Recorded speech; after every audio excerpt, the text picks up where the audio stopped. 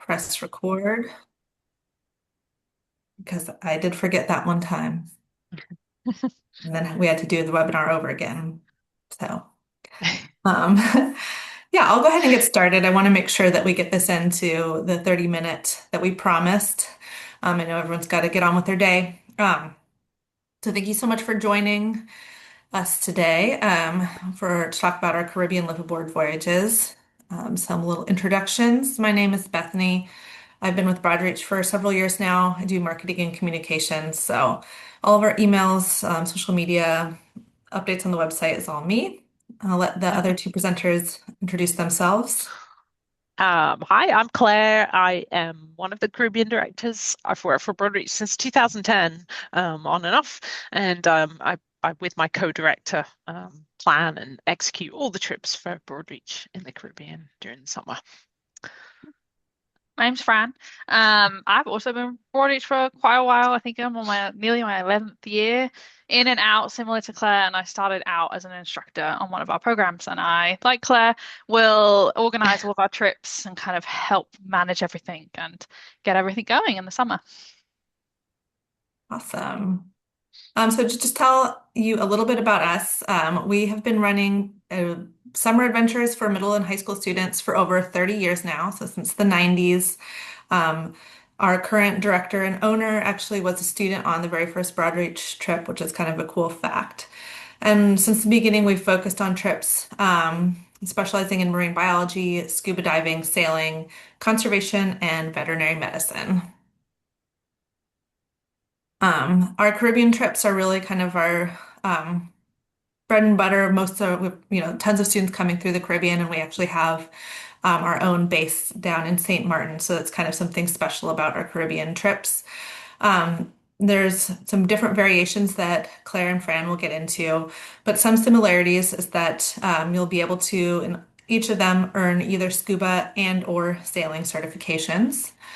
We have options for both middle school and high school students. We do separate them onto separate boats, so there won't be a middle school student on a high school boat and vice versa. Different lengths available. 7-day trips are new this year, as well as 12 and 17-day, and a couple that are a little bit longer. And on all of our trips, we feature kind of our broad reach culture. So small group sizes, a kind of a family-like environment, really amazing instructors, a lot of one-on-one attention with instructors, and kind of a focus on leadership and life skills. Now, Fran, I think, is going to talk a little bit about the different program types that we focus. Yeah, so our different programs, Bethany like touched on them briefly, and they fall into like several main categories. So we have our sailing only programs, which are really focused around one sailing. So they get a really hands-on experience, and the idea is by the end of the program, the students are really running that boat, and understand everything on how to work it. They do a lot of island exploration and snorkeling. Um, we then have our second section is kind of our scuba and sailing. This is the bulk of our programs, and they fall into several different lengths. But on all of our scuba and sailing programs, students will earn a certain number of certifications depending on the length. And again, they'll do island exploration, hikes, snorkeling, community service, kind of all of that good stuff as well. And we have 7, 17-day, 12, and 21 for scuba and sailing. We then have our advanced dive. This is for students that are already certified and kind of looking to gain more scuba certifications and really progress their skills. We'll have a 12 and a 21-day version of this for both middle school and high school students. And then the last bracket that we kind of fall into is marine biology. The marine biology programs also combine scuba and sailing. All of these programs are based on boats, and so we can't get away from learning how to sail and living on the ocean. But this marine biology program will have college credit associated to it, and students will kind of learn about everything that they are seeing underwater. And living on a boat and being on the water is like the perfect opportunity to learn about marine biology. So those are our kind of main categories of programs. And then we'll see here or talk you through the different programs and kind of where they go. So we do have this new 7-day program this year that is a little bit shorter. The program will start out in St. Martin. They'll go to Ilford and St. Bart's and return back to St. Martin and earn their scuba diver certification on that one. Next up is our 12-day route. So again, we start in St. Martin. This is like the hub for most of our programs. They'll go Ilford, St. Bart's, Sabre before returning home, and students will earn either their open water or their advanced open water, depending on kind of where they start with the program. We then have our longer program, which is our 17-day route, where they really see like the whole arc of the Leeward Islands, kind of visit a few more places. St. Martin, St. Bart's, Ilford again. They'll head down to St. Kitts and go to Statia and Sabre before returning back to St. Martin. So they're really seeing a very diverse amount of dive sites and kind of different islands and cultures throughout those 17 days. Those. Then we have our 12-day sailing. Again, this one is available for middle school and high school students. And depending on the age group, would either be based on a monohull or a catamaran. And this one, again, they really see a lot of places. It moves quite quickly. And so we're really into that kind of island exploration part of it. So St. Martin, again, Ilford, St. Bart's, St. Kitts, Statia and Sabre, and they'll go ashore on each of these places. They'll do hikes in each place, community service as well. So they'll really kind of see all the different places available for them. We have our advanced scuba trips, so I touched on these briefly. They're available in 12 days for middle schoolers and high schoolers. They'll do their advanced and their rescue in that time. And that rescue course is really a great next step. I think it's one of the best courses you can do. I think Claire would probably agree with me. It's a lot of fun. Yeah, it's a lot of fun. It's a lot of hands-on experience. And it's really starting to think about what the next stage of being a diver is. So that's available for those who don't have a whole lot of time in 12 days. And then I think for our one of our most adventurous trips is our 21-day advanced scuba program. This one is instead based in the Windward Islands. And so we'll either start out in St. Lucia and go to Grenada or the opposite way around, depending on the dates. And I have a little personal bias. Some of these islands are my favorites to visit. They're a little more off the beaten track, a little bit more wild and more Caribbean, I would say, in feel, and really can't be accessed unless you are by sailboat. And so they're beautiful with some amazing untouched dive sites.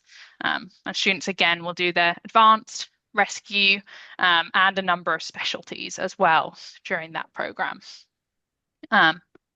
for that. So those are kind of like our advanced dive. We're happy to answer more questions on them and kind of go into more depth if you have any questions on the advanced dive portion. We have an advanced sailing program, which I think is next up. It will show you about, and that again that's our longest program that we offer. It's 24 days. It starts in St. Martin and they will follow the whole arc of the Caribbean down to Grenada. This is a really special program for Broadreach. It's one that we've been running for a really long time. And the idea of this one is the students truly, by the end of it, are completely in control of the program. They'll spend the first week kind of like learning, getting to grips with the boat and learning how everything works. The second week is really skill focused, so like building up on what they've learned already. And they'll do a lot of community service and island exploration in that time. And then the last week is focused around the students choosing what they want to do. They will choose what islands they go to, whether they eat out, what their budget for food is, what activities they want to do. And as long as they're in Grenada in time to fly home, that is our stipulation for them. But otherwise, it's a real adventure for students who kind of want to be a little bit more independent, still within the frame of having instructors there to help them the whole time, obviously. So those are our kind of big programs. It I is a have lot. just a little Yeah. comparison chart here. Just sorry to just jump in. I'm sending a PDF of it out as well. So If you don't have time to study it all, then don't worry. In the email that I send up with the recording, you'll get the PDF too. Yeah, it is a lot to like keep track of. I think even sometimes we get a little caught up with all the different options. So there's a lot of different terms and names, but I think this is a great way to kind of quickly break down kind of what you would gain on each program and how they're a little bit different. All right. All right. So now I've kind of gotten an overview. Claire, can you talk a little bit about travel to program? How do students Yeah, get there? yeah, obviously a question that a lot of people ask. And so yeah, for most of our Caribbean trips, they start from St. Martin, where we have a base there. And so students will travel to St. Martin. SXM is the international airport code. If you're sort of considering flights. The great thing about St. Martin is it's quite a hub for travel in the Caribbean, and so there's direct flights from a lot of places in the US, like JFK, Charlotte, Atlanta, Miami, all over the US. So um, the options for travel are most of our students, I would say, travel alone. It's part of the experience for a lot of them. And they kind of fly in from wherever you're at, and we meet them there at the airport. We will meet them in the St. Martin airport right after they come out of baggage claim. It's not a huge airport, and so students manage to navigate it pretty well. Some students do fly with parents. Parents choose to take a vacation down in the Caribbean, and I cannot blame them for that, and drop their students off in person. And that's also a great option as well if you want to. We'll give you advice on kind of flights and when you should arrive, but typically it's on the first afternoon of program that students arrive. Some students will be young enough that the airline will require them to travel as an unaccompanied minor, and that can offer some reassurance as well for parents who are sending their students off to international travel, perhaps for the first time on their own. Um, what I think is great is we send every student a Broadreach t-shirt to wear. So I think you can see it in the photo there. They are all wearing the same shirt. We can spot them as soon as they come out at the airport, and they can also connect with other students perhaps in their airport that are going as well. And we have a nice logistics team down in St. Martin who will be at the airport basically all day to receive students and make sure that they call home and have their baggage and just assist them in the airport and get them to the base on St. Martin. I think it's important to know on the back end, sort of as they're leaving, we will take them back to the airport in St. Martin. We'll say goodbye to them, but we will assist the students with check-in. Very often they'll need help. Any paperwork that needs to be done, the unaccompanied minors, that's a service you can use on the way back too. We're quite experienced with that now. And we'll make sure that they have what they need and see them as far as we can, sort of through security, and wave them off.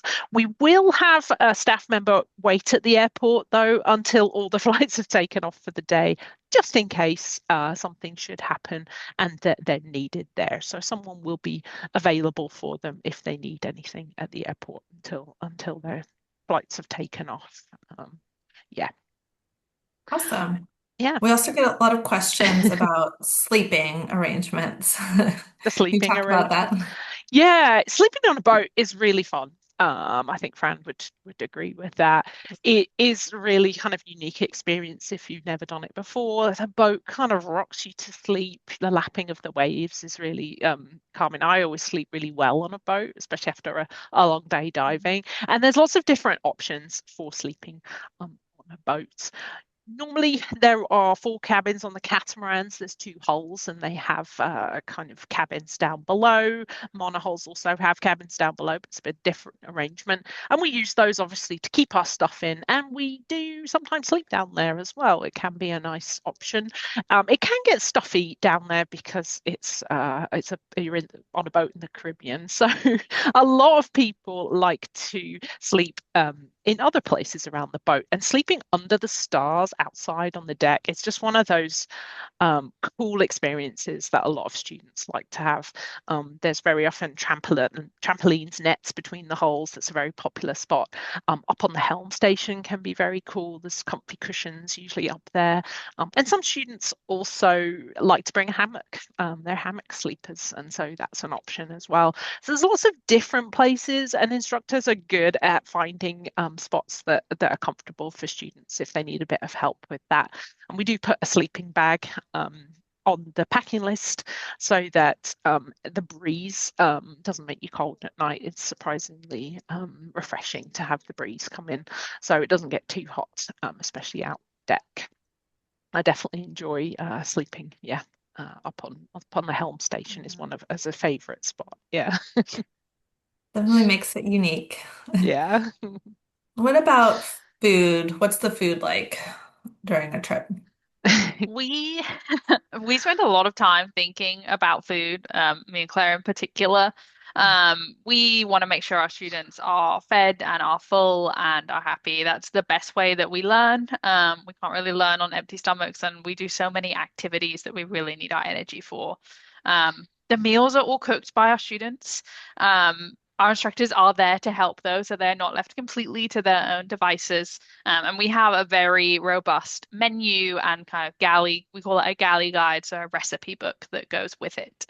The boats are fully stocked before the students arrive with all sorts of like shelf stable, canned goods and dry goods. And then we pick up fresh ingredients every couple of days. So fresh veggies and salads, and fruit and things like that. One thing that is super important to us is that there are always snacks available. So we have some of those like firm favorites like Pringles and Goldfish. But we'll also have granola bars, PB&Js, fruit, and all of that stuff available too. Our meals are all based around that they are easily adaptable and they are familiar to our students.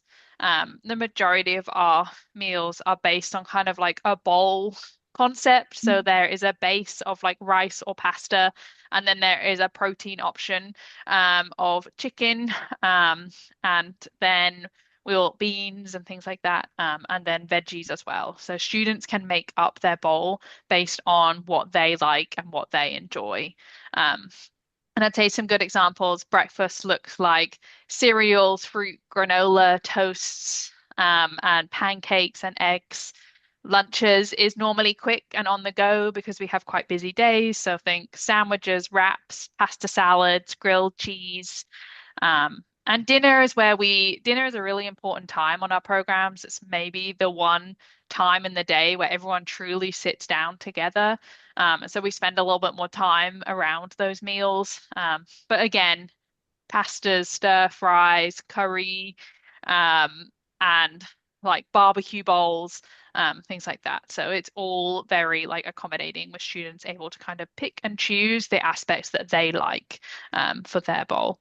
We're also able to accommodate a variety of dietary needs and preferences. We understand that students can be a little bit picky maybe about what they have, or they're gluten-free or vegetarian or nut allergy or something like that. So if you have any concerns about whether we can provide something for your student, feel free to get in touch with us and we can kind of talk you through what that looks like on our programs. Well, I will say I get messages like, "Hey, can you send me the recipe for the Hawaiian stir fry?" or something. And here at HQ, we have tried a lot of the rest. We've been like the test guinea pigs for a lot of the New recipes, so I recipes. can confirm they're good. Yeah. What about the instructors? What can we Yeah. expect? The instructors are a huge part of the program. They are with the students throughout the whole trip. And so we generally have three instructors on board every program, especially our diving trips. So they'll have a skipper and two dive instructors with them. And so I think that's a really important aspect is the same person that is teaching them to dive underwater is also helping them make rice at dinner time and taking them for a hike, or playing cards in the evening. And so I think that's really important to helping our students connect with our instructors, and just helping them to like know how they are doing and how they're getting on in the program. We have a lot of returning instructors year after year. I think last year we had over 50% of our instructors were returning, and they play a huge role in they just know Broadreach and know where, how it goes, and they're really great at supporting our students. At least one of the instructors on board will be a wilderness first responder, which is a more in-depth first aid course than kind of your standard program you do. It's about a 5-day course, and a lot of our instructors that have that certification have done it with us in a boat-based environment. So they are trained for the maybe accidents or injuries that we see, which is mostly bumps and scrapes, and things like that. It's generally kind of what we see the most on our programs. The other important thing is the majority of our programs have access to a support boat. On there, you'll likely find me or Claire, but you'll also find our like very experienced instructors that have been with us for a very long time, and they are there to help with logistical aspects of the program. They help with student support. They are kind of a point person for parents to contact if they need to, and are just in general there to help with any aspect of the program as well. So our instructors are really important to us. Both me and Claire are instructors for many years, and so that they are like a huge part of Broadreach and what makes our programs really great and really amazing. Special. Yeah. Yeah. Right. Speaking of Broadreach, what does a day look like on a Broadreach Caribbean trip? Well, as you know, Bethany, that is a trick question because there's no typical day. There really isn't. Like Fran alluded to, we kind of have a rhythm to the day. We are getting up pretty early in the day because we want to get started and get going. And dinner time becomes kind of an anchor point in the day, and we try to make that special and similar for every day. We're doing some activities. But the rest of the day might vary depending on where you are in the program. It might be a scuba heavy day, particularly at the start, if you're still learning how to scuba, or if we have a dive day planned, there might be more dives than sailing that day. If we're moving to a new island, we definitely will do a little more sailing, perhaps. But we are going to try and pack in and keep as many activities as we can and keep busy, just so we make the most of our time in the Caribbean. I think we've said it. We're going to pack in some water sports to our trip. We have small dinghies that we like to get out and sail when we can. And there's exploring the different islands that we're visiting in different ways. We might do beach games one day, or on a different island, explore the town, have some town time. And then community service, giving back to the communities that we're visiting and working with our long-standing partners to help out with what they need on the islands. We also have a daily cleanup on the boat, so students are responsible for helping keep the boat shipshape, cleaning and tidying the boats as a team, and that really helps build that family environment or that family vibe. And then obviously, yeah, meals, like we said, are a big part of it. We share our glums and glows, our highs and lows of the day to kind of wrap up what we're doing, and sort of reflect on what we've done and perhaps what we've learned. And we're usually in bed pretty soon after the sun's gone down, just because it's tiring to do all of that stuff. I'm usually ready for bed after a bit of stargazing. Yeah. Awesome. Yeah. All right. One more kind of FAQ before we head into your questions. Yeah. Is asking how can I communicate with my student when they're on program? Yeah. Well, we like to make it clear that Broadreach is a phone-free experience. We do hang on to students' phones for them once they've arrived. Once they've called home to say that they've arrived, we'll get them to call you. But there's no Wi-Fi in the boats, and we do encourage them to be in the moment. So we are a phone-free experience for the most part. However, we do have call home days. You will get to speak to your students every 6 days, typically, unless there's a really great reason why they need to call home sooner.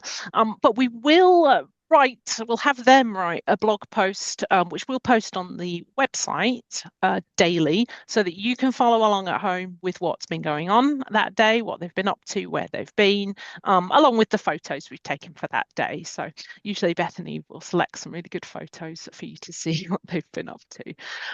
We do think that provides a nice balance between kind of switching off for students and also keeping you up to date with what they're doing.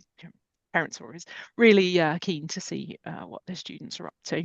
And of course, for emergencies, there is an on-call line to our office here in Raleigh, but also we have lines down to the Caribbean, down to the base, down to the support system in the Caribbean for any emergencies that might come up. Yeah.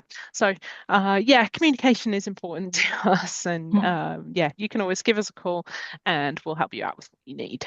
Yeah. So, all right. So now I will open it up. We have a Q&A box Oh. there. So if you have questions, I have a couple that were pre-submitted that I'll go over now. But if you have any, please write them there and we can answer them live. Um, I will also take advantage to let you know we have a promo code for those of you watching the webinar for $250 off of any of our adventures for 2026. And that's through the end of the week, so 16th. And the code is CARIB26. So the first question we got was asking about the heat. How intense is the heat in the Caribbean? Can you talk a little bit about what the temperature tends to be, what the weather's like?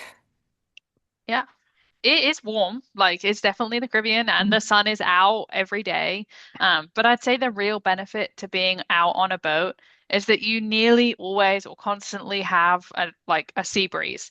And I think that really helps to kind of take the temperature down and take kind of the heat out of the sun a little bit. We are super on. We are really good at making sure students have sunscreen on and have sun hats and sun shirts, which is really important to kind of protecting us from that sun. And I think the other great thing is we are on the water. So if ever you're feeling really hot, you can just jump in the ocean and kind of cool off. I would say it does. There are times maybe when the breeze is a little bit lower that it does feel like more hot, but I would say it's generally more comfortable on the boat than it is on shore, just with that breeze. I've spent summers in Raleigh and I've spent summers in the Caribbean, and I much prefer the Caribbean, Me too. just because it's like that island life. Yeah, like you say, the air is I don't know. There's something about it. It just doesn't feel as hot. There's no like ocean to jump in as well in Raleigh. So Yeah, that's true. personal gear. What personal gear do they need to bring? I think for like scuba, do they need mask, snorkel, fins? We do have a detailed packing list actually on our portal, which once students are enrolled, they get access to. So that does include quite a detailed packing list. In terms of scuba gear, we provide everything. So we have everything and we'll provide it to students once they arrive in St. Martin. So you don't actually need any specialized gear at all. However, if you do have a mask that you like, particularly for advanced programs perhaps, or if students are already divers, they might have a mask, fin, snorkel that they really like, they're welcome to bring it. And if you're looking perhaps to get into diving and things, we can help give you advice on things that might be a good first purchase. But like I say, there's not actually a requirement for anything. We have everything down there, including wetsuits and things. So yeah. Here's another one. What portion of students typically have prior sailing and or scuba experience before joining Broadreach? I would say the majority of our students don't have a whole lot of experience before they Mm. join us. We often find that they have done camp before and are kind of used to being away and are ready for kind of that next step of adventure. Or they've maybe tried diving or know that they like snorkeling. But most of our students, especially on those introductory programs, are kind of new to living on a boat and diving. And that's great. We're really excited for them to kind of learn with us and go through that. Some of our students will have like grown up maybe on the lake and are kind of used to being out on boats, but we don't expect it, and we kind of make sure that all of our students from the very first day understand how everything works and kind of the safe way to live on board a boat. So it really depends on each trip and what that enrollment looks like, but it's not something we expect of our students. All right. And then final question. Um, is there a way to accommodate very tall students? The student who's over 6 feet tall, will he fit on the boat? Yes, definitely. We've definitely had students that are over 6 feet tall. We definitely have some staff that are over 6 feet tall and are pretty big guys. So I think it's not really a problem. The boats are very open, especially the catamarans in particular. They have a lot of space outdoor with like couches and kind of lounge area. Especially if the students like doesn't feel super comfortable sleeping in the cabin. Outside is kind of a great space where you can kind of stretch out a little bit more. But the boats are pretty big and they have a really decent headroom too, like surprisingly, especially the catamarans. So I Yeah. shouldn't worry about it. Great. Well, we're at time now. If you have another question, maybe more personal to you, or just one that we didn't get time to answer, feel free to send us an email. I wrote both Claire and Fran's emails down on the slide here. So feel free to reach out, give us a call. We love hearing from you. We love to chat more. Thank you. Thanks. Thank you.